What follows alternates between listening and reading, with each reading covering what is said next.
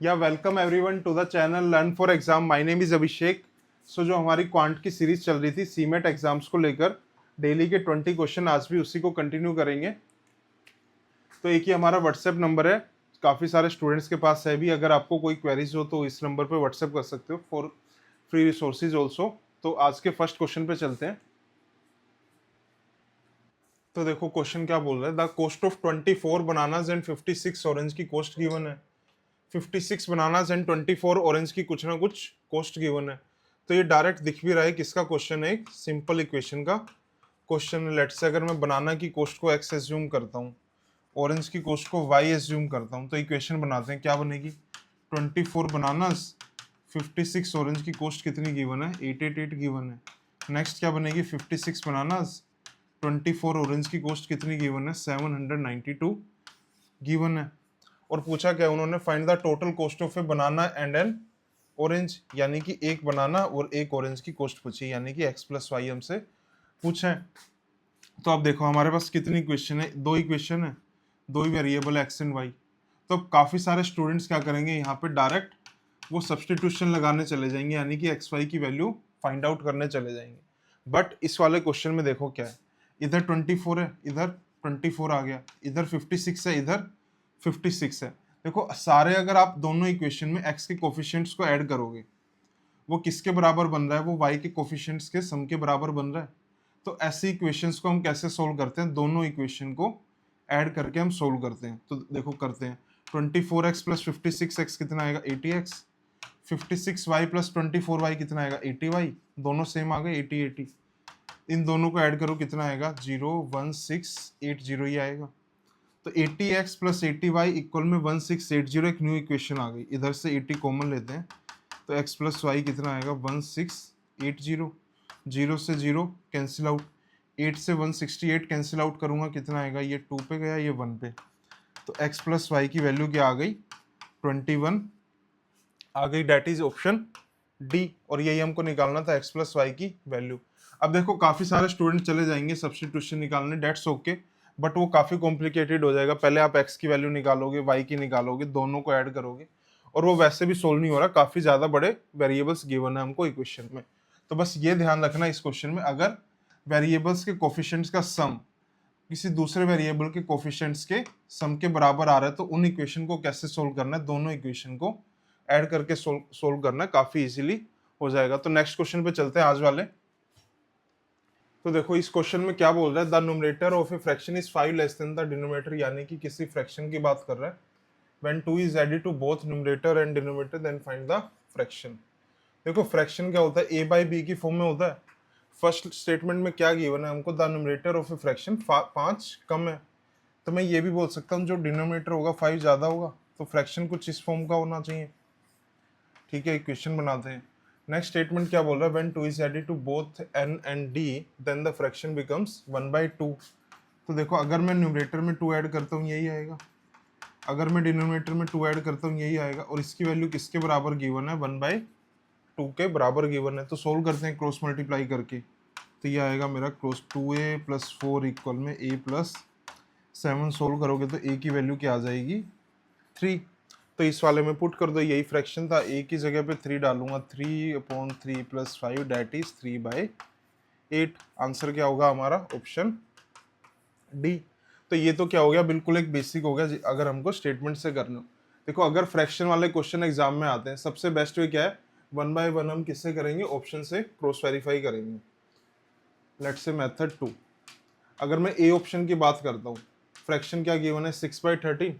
तो यानी कि अगर ये वाला हमारा आंसर है, तो दोनों कंडीशन को क्या करना चाहिए, सेटिस्फाई करना चाहिए। The numerator of a fraction is 5 less than the denominator, इनके बीच में डिफरेंस 5 होना चाहिए, लेकिन कितना आ रहा है, 7। तो यानी कि ए तो हमारा आंसर हो ही नहीं सकता। अगर मैं बी ऑप्शन की बात करता हूँ, दैट इज 6/11। ठीक है, इसमें एक स्टेटमेंट तो सेटिस्फाई हो रही है, the numerator of a fraction 5 कम आ रहा है, ठीक है, लेकिन सेकंड भी तो सेटिस्फाई करनी चाहिए। व्हेन 2 इज एडेड, यानी कि अगर मैं 6 प्लस 2 करता हूँ, 11 प्लस 2 करता हूँ, ये 1/2 के बराबर आ रहा है, बराबर तो नहीं आ रहा, ये किसके बराबर आएगा, 8/13 के इक्वल आएगा। तो यानी कि हमारा क्या होगा, ऑप्शन बी भी आंसर पॉसिबल ही नहीं है। अगर मैं सी ऑप्शन की बात करता हूँ डेट इज 5/12। तो इसके बीच में सॉरी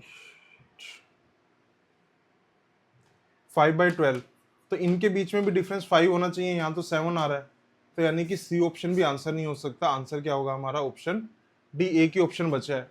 और अगर आप चेक भी करोगे तो दोनों कंडीशन क्या कर रहा है, वो सेटिस्फाई कर रहा है, तो आंसर होगा ऑप्शन डी। तो नेक्स्ट क्वेश्चन पे चलते हैं आज के।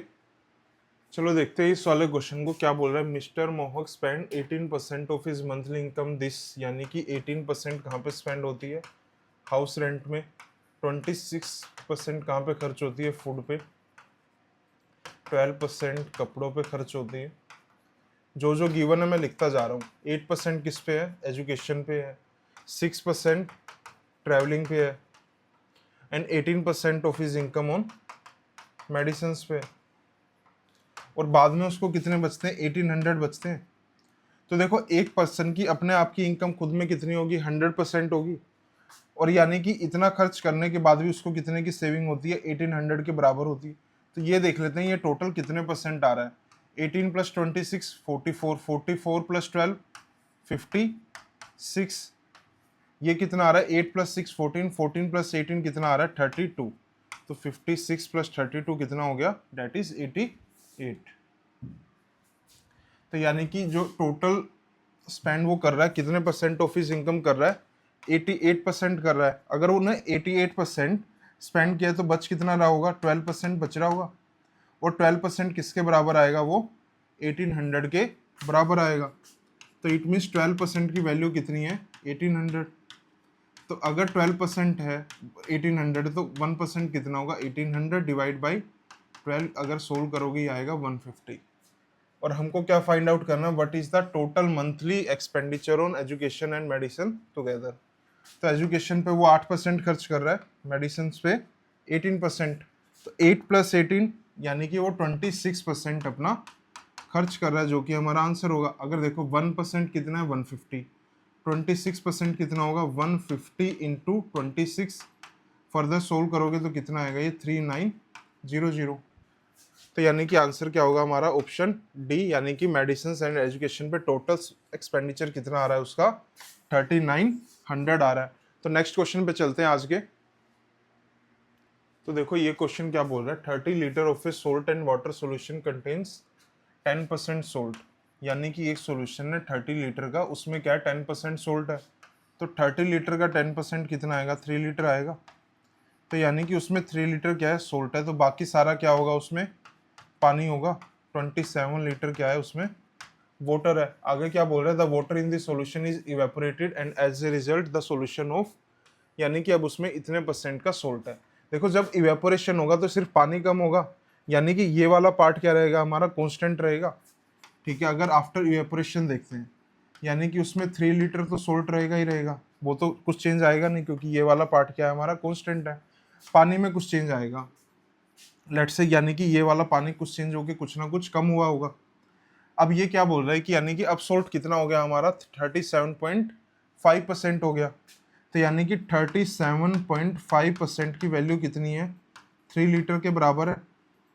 अब 37.5 का फ्रैक्शन सबको पता है क्या होता है, डेट इज 3/8। यानी कि अगर वो 8 में से 3 पार्ट क्या आ रहा है, ये वाला पार्ट आ रहा है, तो यानी कि 3 लीटर आ भी रहा है, यानी कि बाकी सारा क्या है, 5 लीटर वाटर होगा, तभी तो टोटल का 3/8 बनेगा। तो 3 लीटर सोल्ट होगा, 5 लीटर क्या होगा, वाटर। टोटल कितनी होगा, 8 लीटर का सॉल्यूशन होगा। 8 लीटर सॉल्यूशन। अब देखते हैं पूछा क्या है, find the quantity of resultant solution. तो यानी कि उसकी क्वांटिटी अब कितनी है, 8 लीटर। तो आंसर क्या होगा हमारा, ऑप्शन डी। तो नेक्स्ट क्वेश्चन पे चलते हैं इसके। देखो क्वेश्चन क्या बोल रहा है, by selling 8 pencils a shopkeeper makes a profit equal to the selling price of 2 pens.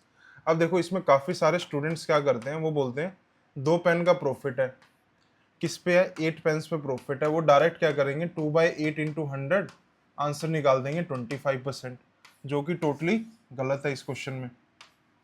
भाई आंसर क्या होगा, 25% दिया। काफी सारे स्टूडेंट्स ने सोल्व भी यही किया होगा। अभी देखो ये क्या बोल रहा है, बाय सेलिंग 8 पेंसिल कि profit of selling price of two items, वो हम तब करते हैं जब कोस्ट प्राइस ऑफ 2 पेंस का प्रॉफिट होता है या 2 आइटम्स का प्रॉफिट है। बट यहाँ पे थोड़ा सा क्या गिवन है, सेलिंग प्राइस ऑफ 2 पेंस का प्रॉफिट है। तो देखो ऐसे क्वेश्चंस को हम कैसे सोल्व करते हैं। Let the price of CP ले लेता हूं मैं, इस सेलिंग,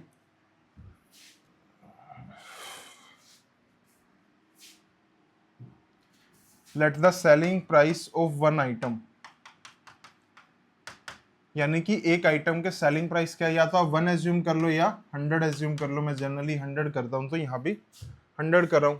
अगर 8 आइटम का सेलिंग प्राइस ₹100 है तो 8 आइटम्स का सेलिंग प्राइस कितना होगा, 800 होगा। और 2 आइटम्स का प्रॉफिट हुआ, यानी कि 2 आइटम्स का कितना सेलिंग प्राइस होगा, 200 होगा। अब देखो क्वेश्चन क्या हो गया, टोटली चेंज हो गया। टोटल सेलिंग प्राइस कितना आ रहा है, 200 आ रहा है। प्रॉफिट कितने का आया है, उस पर 200 का आया है। देखो सॉरी, सेलिंग प्राइस आएगा हमारा 800, selling price is 800 and profit is 200। अब देखो सेलिंग प्राइस पता है, प्रॉफिट पता है, तो कॉस्ट प्राइस क्या होगा, यही होगा, सेलिंग प्राइस माइनस प्रॉफिट।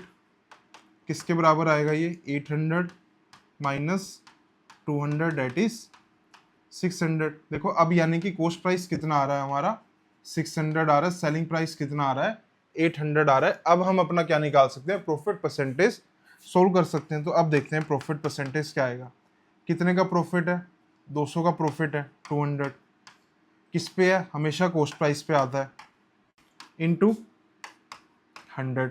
तो 20 से 20 ये 1/3, 100/3 किसके बराबर होता है हमारा, 33.33% के बराबर होता है। तो प्रॉफिट परसेंटेज कितना आएगा इस वाले क्वेश्चन में, 33.33% आएगा, ना कि 25%। तो ध्यान रखना, जब भी सेलिंग प्राइस ऑफ 2 पेंस ऐसे गिवन हो या सेलिंग प्राइस जिस भी आर्टिकल का गिवन है, आपको डायरेक्ट सोल्व नहीं करना, 100 एज्यूम करके हम सोल्व करेंगे, उससे क्या होगा, करेक्ट आंसर आएगा, अदरवाइज आपका गलत होगा क्वेश्चन। तो आज के नेक्स्ट क्वेश्चन पे चलते हैं। देखो क्वेश्चन क्या बोल रहा है, ए ट्रेडर लूजिस 20% बाय सेलिंग 20% का लॉस होता है by selling 2/3 of the actual selling price. तो देखो ऐसे क्वेश्चन को हम कैसे करते हैं, लेट्स से मैं कॉस्ट प्राइस क्या एज्यूम करता हूँ, 100 एज्यूम करूंगा। अगर वो 20% का लॉस हो रहा है तो यानी कि एक सेलिंग प्राइस कितने का आ रहा है, वो 80 के बराबर आ रहा है।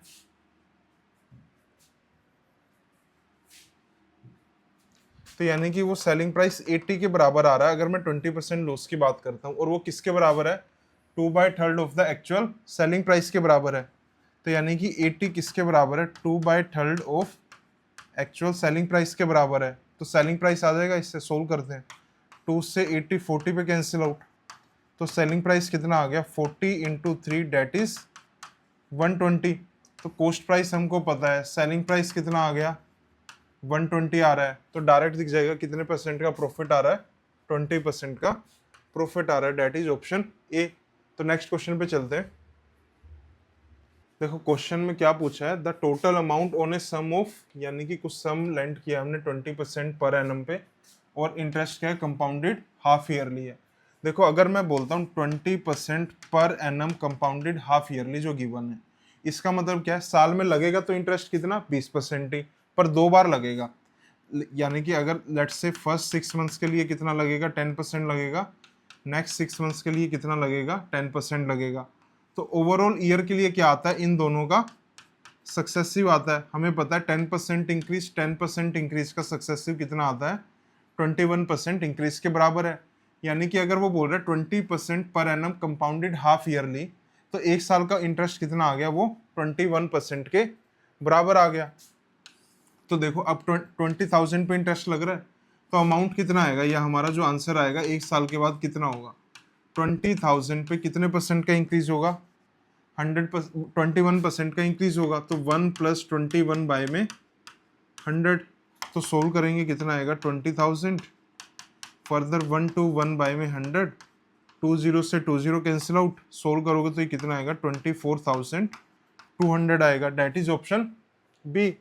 तो बी क्या होगा, हमारा आंसर होगा। बस मेन चीज ध्यान क्या रखनी है, कंपाउंडेड हाफ ईयरली में 20% ही इंटरेस्ट लगेगा, बट वो हाफ हाफ होके हर 6 मंथ्स पे लगेगा, 6 मंथ 6 मंथ। तो अपने नेक्स्ट क्वेश्चन पे चलते हैं आज के। देखो क्वेश्चन में क्या है, द कंपाउंड इंटरेस्ट, यानी कि इसमें एक तो 2 साल का कंपाउंड इंटरेस्ट गिवन है, यानी कि CI ऑफ 2 years, यानी कि 2 साल का एक साथ गिवन है। और सेम सम पे सिंपल इंटरेस्ट कितना गिवन है हमको, SI ऑफ 2 years। तो देखो एक कंसेप्ट हमको पता है, हर साल जो भी किसी भी सम पे अगर हम सिंपल इंटरेस्ट लगाते हैं तो हर साल सिंपल इंटरेस्ट क्या आता है, सेम आता है। अगर देखो 2 साल का सिंपल इंटरेस्ट कितना है, 1200 है, तो एक साल का कितना होगा, 600 होगा। तो टेबल फिल करते हैं, SI CI, और ईयर क्या गिवन है हमको, फर्स्ट ईयर सेकेंड ईयर। तो फर्स्ट ईयर में SI कितना आएगा, 600 आएगा। तो सेकेंड ईयर में भी क्या आएगा, सेम आता है SI। तो अब मैं कंपाउंड वाले पार्ट पे आता हूँ। देखो फर्स्ट ईयर में क्या होता है, सिंपल इंटरेस्ट और कंपाउंड इंटरेस्ट क्या आता है, बिल्कुल सेम आता है। अगर फर्स्ट ईयर में सिंपल इंटरेस्ट मेरा 600 आ रहा है तो कंपाउंड इंटरेस्ट भी कितना आएगा, 600 आएगा। अब देखो 2 साल का कंपाउंड इंटरेस्ट कितना गिवन है हमको, 1320 गिवन है। तो फर्स्ट ईयर का अगर 600 है तो सेकंड ईयर का यही आएगा 1320, उसमें से हम फर्स्ट ईयर वाला सब्ट्रैक्ट कर देंगे, डेट इज 720। तो अब देखो हमको पता है CI फर्स्ट ईयर में 600 है, सेकंड ईयर में कितना आ रहा है, 720 आ रहा है। तो अब देखो एक कंसेप्ट अभी लास्ट वाली वीडियोस में आया था शायद परसों, तो उसमें एक कंसेप्ट था, जो कंपाउंड इंटरेस्ट इंडिविजुअल ईयर के होते हैं कॉन्जिक्यूटिव में, वो किस रेट से इंक्रीज होते हैं, जो हमारा रेट ऑफ इंटरेस्ट होता है। एक बार फिर देख लो, जो कंपाउंड इंटरेस्ट में इंडिविजुअल ईयर के इंटरेस्ट होते हैं वो कॉन्जिक्यूटिव ईयर में किससे इंक्रीज होते हैं, जो हमारा रेट ऑफ इंटरेस्ट होता है। यानी कि इसका रेट किसके बराबर होगा, जो 600 से 720 नेक्स्ट ईयर गया है, जो परसेंटेज चेंज आएगा वही क्या होगा, हमारा रेट होगा। ठीक है, तो यानी कि इसके बीच में हमें क्या निकालना है, परसेंटेज चेंज ही तो फाइंड आउट करना है। तो रेट या परसेंटेज चेंज किसके बराबर होगा, देखो कितने का चेंज आ रहा है, +120 का चेंज आ रहा है, 120 का चेंज है, किस पे चेंज आया है, 600 पे चेंज आया है, इंटू 100। तो 120 से 600 5 पे कैंसिल आउट, 100/5 कितने पे कैंसिल आउट, डेट इज 20। तो रेट ऑफ इंटरेस्ट क्या आ गया इसमें, 20% आ गया। तो मेन चीज़ वही ध्यान रखनी है, हर साल सिंपल इंटरेस्ट क्या आता है, सेम आता है। 600 डिवाइड किया। फर्स्ट ईयर में simple interest and compound interest क्या होते हैं, हमारे सेम होते हैं। तो इस कंपाउंड इंटरेस्ट भी 600 आया, उससे हमारा सेकेंड ईयर का कंपाउंड आ गया, क्योंकि हमें 2 साल का टुगेदर पता था। फिर जो हमने लास्ट क्लास में किया था उस वाले कंसेप्ट से क्या हो गया, हमारा रेट ऑफ इंटरेस्ट आ गया। तो अब नेक्स्ट क्वेश्चन पे चलते हैं आज के। गिवन है a mixture of alcohol and water solution contains 30% alcohol, यानी कि एक में कितने परसेंट एल्कोहल है, 30% एल्कोहल है। Is mixed with another alcohol and water solution that contains 20% water. अब देखो फर्स्ट वाले में एल्कोहल गिवन था, इसमें वाटर गिवन है। अगर 20% वाटर है तो मैं इसको ये बोल सकता हूँ उसमें 80% क्या है, एल्कोहल है। ठीक है, 30% एल्कोहल एंड 80% वाला मिक्सचर क्या किया हमने, मिक्स किया। The resultant mixture as 45% alcohol है, उसमें हमें क्या निकालना है, इन दोनों का रेशियो निकालना है, किस में मिक्स होगा। तो एक में 30% एल्कोहल है, यानी कि एक एवरेज कितना आ रहा है, 30% आ रहा है। दूसरे में कितने परसेंट एल्कोहल है, 80% एल्कोहल है। मैं यहाँ पे एलिगेशन लगा रहा हूँ डायरेक्ट। और जब मैं इन दोनों को मिक्स करता हूँ तो एवरेज एल्कोहल कितनी आ रही है, 45% आ रही है। तो डायरेक्ट एलिगेशन लगाते हैं, डिफरेंस कितना है, 80 से 45 का डिफरेंस डेट इज 35, 30 से 45 का डिफरेंस डेट इज 15। तो 35 15 कैंसिल आउट करूंगा तो कितना आएगा, 7:3। यानी कि दोनों क्वांटिटीज को मैं 7:3 में मिक्स करूंगा तो रिजल्टेंट एल्कोहल कितना आएगा उसमें, 45%। तो ऑप्शन सी क्या होगा, हमारा आंसर होगा।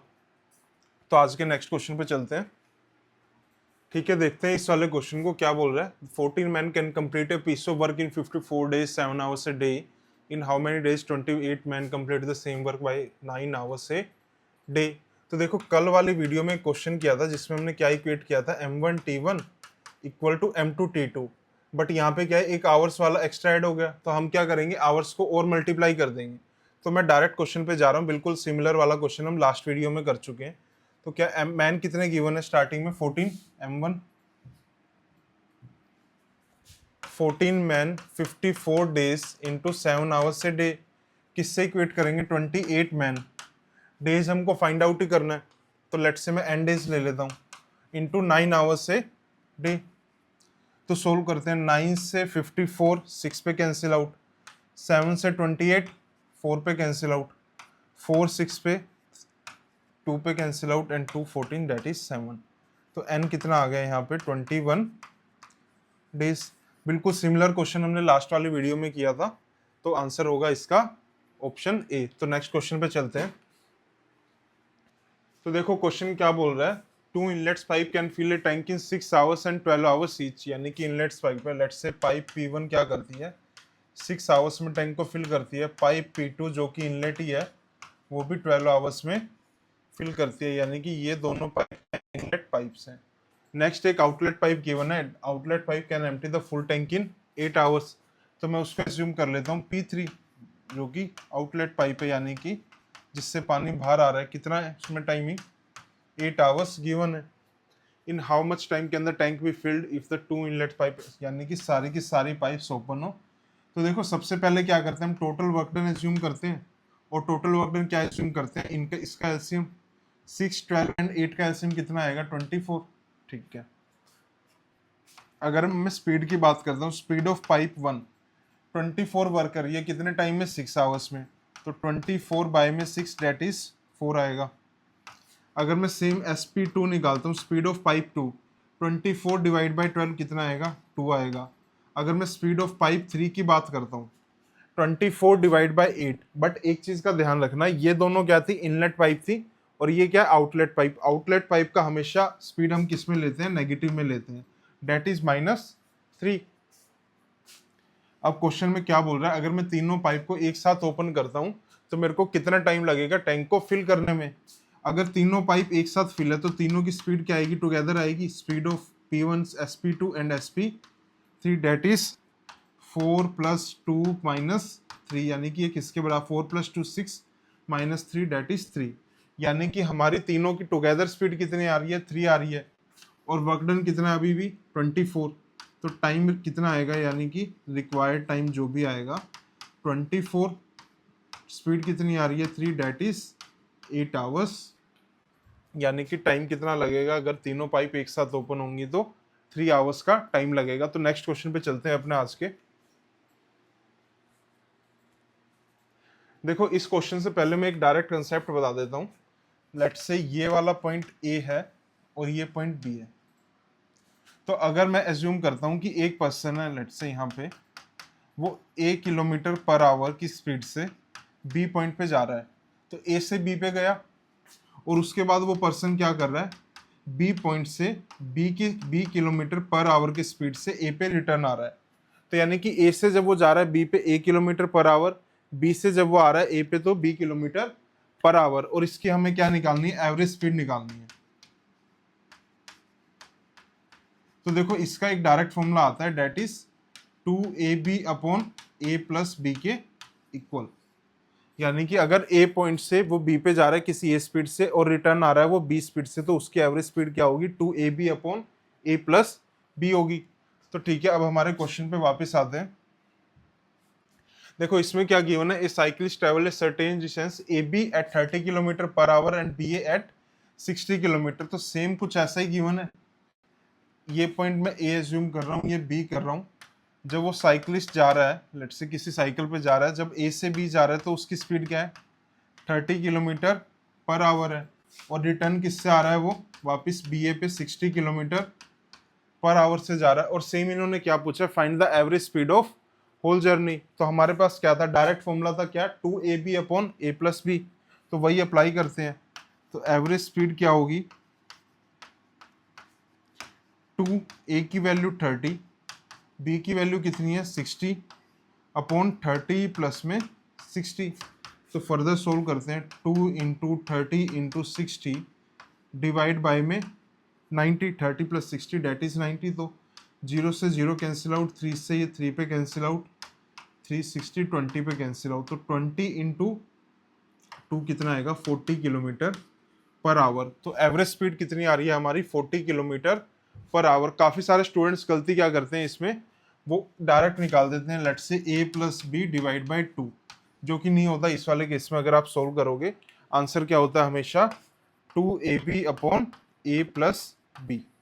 तो आंसर क्या आ रहा है हमारा इसमें 40 किलोमीटर पर आवर। तो अपने नेक्स्ट क्वेश्चन पे चलते हैं आज के। तो देखते हैं इस वाले क्वेश्चन को क्या है। A car travelling at a speed of 90 kilometre per hour is 8 kilometre behind a bus. After 20 minute the car will be 4 kilometre ahead of the bus. देखो 20 मिनट्स में क्या हुआ है, यानी कि जो कार बस से 8 किलोमीटर पीछे थी वो 20 मिनट्स में क्या हो गया, वो बस से 4 किलोमीटर आगे आ गई। तो अगर मैं रिलेटिवली बात करता हूं तो मैं ये बोल सकता हूं कार ने बस के कंपैरिजन में 12 किलोमीटर ज़्यादा ट्रैवल किया है। कैसे? जो वो पहले 8 किलोमीटर पीछे थी, अब बस से कितने किलोमीटर आगे है, 4 किलोमीटर आगे है। तो उसने जो पीछे थी 8 किलोमीटर वो कवर किया और एक 4 किलोमीटर आगे चली गई, यानी कि car covers 12 kilometre more than बस इन 20 मिनट्स। यही लॉजिक होगा, यानी कि कार बस से 12 किलोमीटर ज़्यादा ट्रैवल किया है उसने डिस्टेंस को इन 20 मिनट्स। और बस से अगर ज़्यादा कवर किया तो यानी कि वो रिलेटिव स्पीड से ही ट्रैवल किया होगा 12 किलोमीटर ज़्यादा।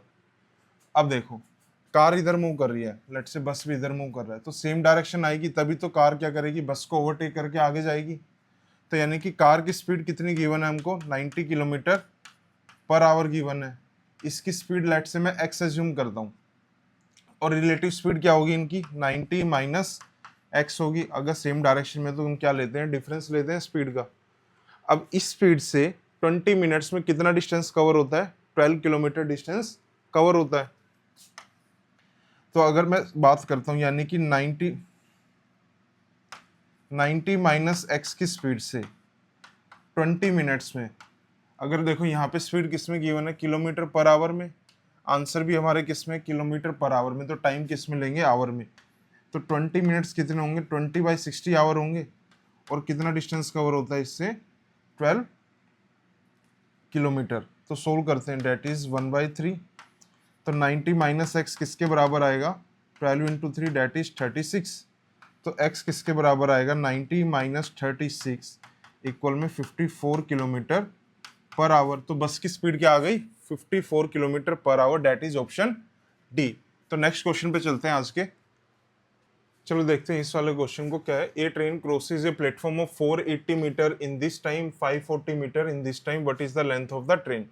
देखो अगर मैं ट्रेन की लेंथ एल एज्यूम करता हूँ और स्पीड एस एज्यूम करता हूँ, तो देखो जब भी एक ट्रेन एक प्लेटफॉर्म को क्रॉस करती है वो क्या करती है, एक तो खुद की लेंथ क्रॉस करेगी और एक प्लेटफॉर्म की लेंथ क्रॉस करेगी खुद की स्पीड से। तो अगर वो 480 मीटर लॉन्ग प्लेटफॉर्म क्रॉस कर रही है तो इक्वेशन क्या बनेगी, एल प्लस में 480, खुद की लेंथ प्लस प्लेटफॉर्म की लेंथ कितने टाइम में क्रॉस की है, 44 सेकंड में। ये किसके बराबर आएगा, एस के बराबर आएगा। सेकंड बनाते हैं, एक खुद की लेंथ क्रॉस की, एक 540 मीटर प्लेटफॉर्म की क्रॉस की, कितने टाइम में, 47 सेकंड में की। ये भी किसके बराबर आएगा, स्पीड के बराबर आएगा। तो दोनों को इक्वेट कर देते हैं, एस इक्वल में एस। तो देखते हैं क्या आएगा, एल प्लस में 480 डिवाइड बाय में 44, एल प्लस में 540 डिवाइड बाय में 47। तो क्रॉस मल्टीप्लाई करते हैं, 47 एल प्लस में 480 इंटू 47 इक्वल में 44 एल प्लस में 540 इंटू 44। तो इधर से 44 एल इधर जाएगा तो नेगेटिव आएगा, ये बचेगा 3 एल इधर, उधर क्या है 540 इंटू 44 माइनस 480 इंटू 47। तो देखो 540 और 480 से मैं 60 कॉमन निकाल लूँ, तो यानी कि 3L किसके बराबर आएगा, 60 बाहर आ गया, अंदर क्या बचा 9 इंटू 44 माइनस इधर क्या बचेगा 8 इंटू 47। तो ये 3 से 60 कैंसिल आउट 20 पे, तो लेंथ किसके बराबर आएगी 20, 9 इंटू 44 आएगा हमारा 396 सॉरी, और 8 इंटू 47 आएगा 376।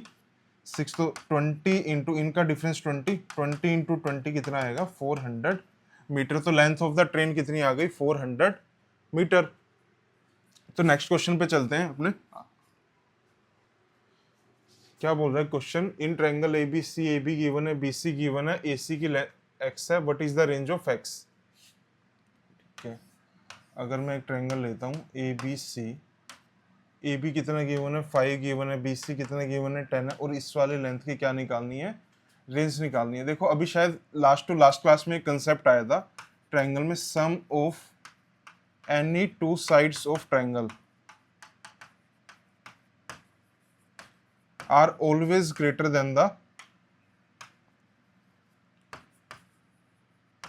Third side.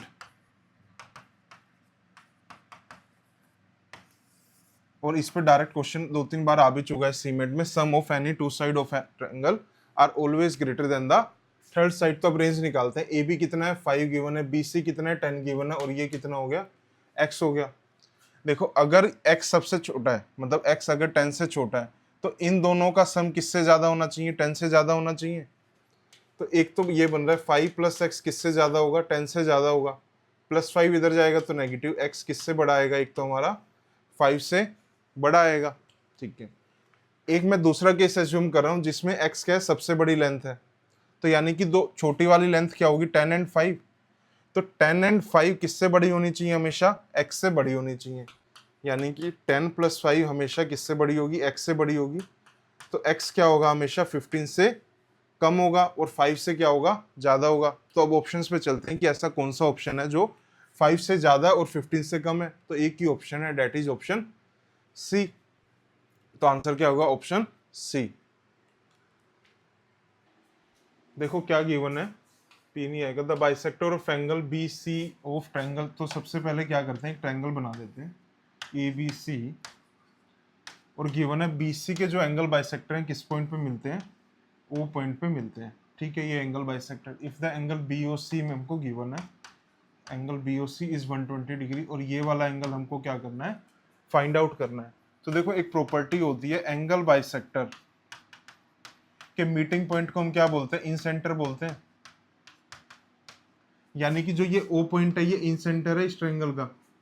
और इन सेंटर की एक प्रॉपर्टी ये भी होती है, लेट्स से मैं एक ट्रायंगल ले रहा हूँ A B C and this is the incentre. तो इन सेंटर से ये वाला एंगल कितना आता है 90 डिग्री, प्लस एंगल a/2 आता है, एंगल ए ये वाला ले रहा हूँ। तो देखो ये वाला एंगल तो हमको गिवन ही है 120 डिग्री, और ये वाला एंगल फाइंड आउट करना है। तो इक्वेट कर दें दोनों को, that is 90 degree plus angle a/2 equal में 120 डिग्री। तो 90 उधर जाएगा तो नेगेटिव हो जाएगा, तो एंगल a डिवाइड बाई 2 किसके बराबर आएगा, 30 डिग्री के बराबर आएगा। इधर 2 मल्टीप्लाई करेंगे तो एंगल a कितना आ रहा है हमारा 60 डिग्री। तो आंसर क्या होगा हमारा, option C, that is 60 degree. तो नेक्स्ट क्वेश्चन पे चलते हैं आज के। देखो ये वाला क्वेश्चन काफी इजी है, कल भी सेम कंसेप्ट आया था। क्या number of diagonals in a n sided polygon,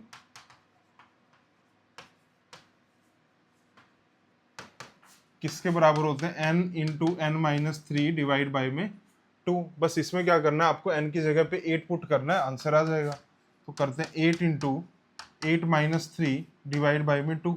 तो ये 2 कैंसिल आउट होगा 4 पे, एंड 4 इंटू 5, ये वाला पार्ट 5 आ रहा है, 4 इंटू 5 डेट इज 20। तो एन साइडेड जिसकी 8 साइड है पॉलीगन की, नंबर ऑफ डायगोनल्स कितने आएंगे, 20 आएंगे। इजी क्वेश्चन था। नेक्स्ट क्वेश्चन पे चलते हैं।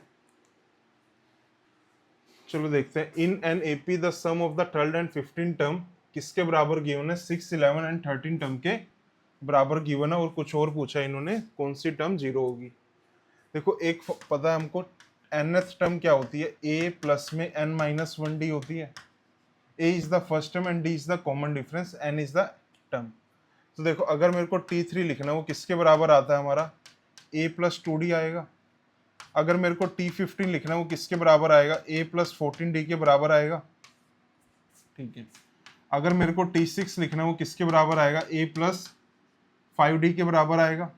अगर t11 अगर मैं लिखता हूँ a प्लस में 10d, और t13 किसके बराबर आएगा, a प्लस में 12d के बराबर आएगा। तो देखो अब क्या गिवन है, इन दोनों का सम किसके इक्वल गिवन है, इन तीनों के सम के बराबर गिवन है। तो करते हैं a प्लस 2d प्लस में a प्लस में 14d किसके इक्वल गिवन है, इन तीनों के सम के। तो क्या आ रहा है, a plus 5d, a plus 10d plus में a प्लस में 12d। तो a से a ये 2a कैंसिल आउट हो गया, 2d प्लस 14d कितना आ रहा है 16d। इधर मैं आता हूं तो एक a आ रहा है 5d plus 10d 15d, 15d plus में 12d 27d आ रहा है। तो 16d को मैं उधर लेके जाऊंगा तो क्या आएगा 0 इक्वल में a प्लस में 27 माइनस 16 डेट इज 11d। सिर्फ एक रिलेशन निकल के आ रहा है, क्या आ रहा है हमारा a प्लस में 11d किसके बराबर है, वो 0 के बराबर है। और इन्होंने पूछा क्या है which element is the equal to 0, यानी कि कौन सी टर्म क्या होगी हमारी 0 होगी। तो देखो a प्लस 11d कौन सी टर्म होगी, ये 12th टर्म होगी t12। तो इट मीन्स जो हमारी 12th टर्म है एपी सीरीज में वो क्या होगी इक्वल टू 0 होगी। नेक्स्ट क्वेश्चन पे चलते हैं आज के। क्या गिवन है, how many 3 digit number are there which have exactly 1 0। अगर मैं 3 डिजिट नंबर की बात करता हूँ उसमें क्या होना चाहिए हमारी 1 0 होनी चाहिए। देखो अगर मैं लेफ्ट मोस्ट डिजिट देखता हूँ तो यहाँ पे तो 0 आ नहीं सकता, तो यहाँ पे कितने डिजिट्स आ सकती हैं 1 से लेके 9 तक कोई भी आ सकती है। अब 0 कहाँ पे आ सकता है, या तो 0 यहाँ पे आएगा या 0 यहाँ पे आएगा। तो देखो अगर मैं इस वाली डिजिट के लिए बात करता हूँ तो कितने केसेस पॉसिबल है, 9 केसेस पॉसिबल है। एक मेरे को 0 पुट करना है इन दोनों में, तो 0 के लिए कितनी चॉइसेस आ रही है, या तो 0 यहाँ आएगा या यहाँ पे आएगा। तो 2 केसेस किसके लिए आ रहे हैं 0 के लिए आ रहे हैं। अब देखो अगर मेरा 0 यहाँ पे आ गया तो बाकी इस वाले डिजिट के लिए कितने केसेस बनेंगे, सेम 9 बनेंगे 1 से लेके 9 तक। या 0 यहाँ पे आता है तो इस वाले के लिए कितने केसेस बनेंगे 1 से 9 तक, यानी कि जो थर्ड डिजिट है उसके लिए भी कितने केस बन रहे हैं 9 केस बन रहे हैं। तो 9 इंटू 2 18 और 18 इंटू 9 कितना होगा, that is 162 total numbers are possible. Answer क्या होगा हमारा ऑप्शन डी। तो नेक्स्ट क्वेश्चन पे चलते हैं और शायद ये लास्ट क्वेश्चन है आज का हमारा। तो देखते हैं इस वाले क्वेश्चन को। 6 person are sitting in a row, find the probability that 2 particular person are sitting together. तो अगर मैं टोटल पॉसिबिलिटीज की बात करता हूँ तो देखो अगर n पर्सन n चेयर्स पे बैठे हैं तो उसमें कितने वेज आते हैं, n फैक्टोरियल वेज आते हैं हमारे। तो 6 पर्सन अगर 6 सिटिंग इन ए रो है तो कितने वेज आएंगे, 6 फैक्टोरियल वेज आएंगे। अगर मैं फेवरेबल की बात करता हूँ, फेवरेबल पॉसिबिलिटीज या cases, 2 particular person are sitting together, let's say I am taking 6 person A to F, और मैं एज्यूम कर रहा हूँ कि AB यानी कि जो ये 2 पर्टिकुलर पर्सन है क्या है, दोनों एक साथ सिटिंग पे। देखो कैसे सोल्व करते हैं इसको। लेट्स से कि A एंड B दोनों एक साथ सिटिंग पे, तो इसको हम क्या करते हैं एक ही पर्सन एज्यूम करते हैं। तो 2 3 4 एंड 5, तो कितने पर्सन हो गए हमारे पास 5 हो गए। तो 5 पर्सन आपस में कितने वेज में बैठेंगे, 5 फैक्टोरियल वेज में सिट होंगे। अब देखो जो दोनों एक साथ पर्सन बैठे हैं वो एक पोजीशन पे ए बी हो सकता है या बी ए हो सकता है, यानी कि वो आपस में भी 2 फैक्टोरियल वेज में सेट होंगे। तो किससे मल्टीप्लाई करेंगे हम, 2 फैक्टोरियल से मल्टीप्लाई करेंगे। टोटल पॉसिबिलिटीज पता है, फेवरेबल पॉसिबिलिटीज पता है, तो आंसर निकालते हैं।